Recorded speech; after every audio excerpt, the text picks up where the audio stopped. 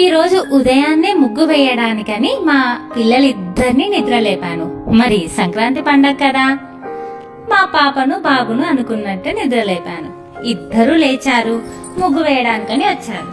అలా ముగ్గురం ఏదో మాట్లాడుకుంటూ ముగ్గేస్తుంటే రోడ్డుపై అటుగా వెళ్తున్న కొంతమంది వచ్చి అంటున్నారు.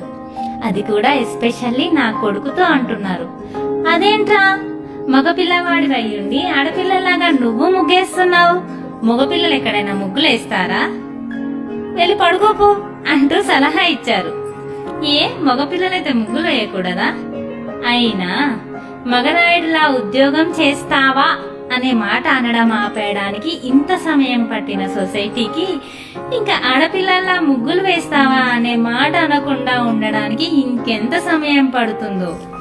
ఇప్పటికీ పండగలు వస్తే చాలా ఇళ్లలో అబ్బాయిలేమో పడుకుంటారు, అమ్మాయిలేమో ఇదేదో జన్మ హక్కు అన్నట్టు పనులు చేసేస్తూ ఉంటారు. పండగ అందరికీ అయినప్పుడు పనులు కూడా అందరికీ కదా. ఉద్యోగాలు ఇద్దరివి అయిన ఈ రోజుల్లో పండుగ పనులు మాత్రం ఇద్దరివి కాదా? ఎస్, నాజే ముగ్గులు వేయడంలో హెల్ప్ చేశాడు, గొబ్బెమ్మలు కూడా పెట్టాడు, అందులో తప్పు లేదు. మాకు అందులో రేపటి డిస్క్రిమినేషన్ లేని సొసైటీ కనిపిస్తుంది. సొసైటీ మారాలి అంటే ముందుగా మన ఆలోచనలు మారాలి. ఆలోచించండి. Let's boys be artistics too. Happy Sankranti.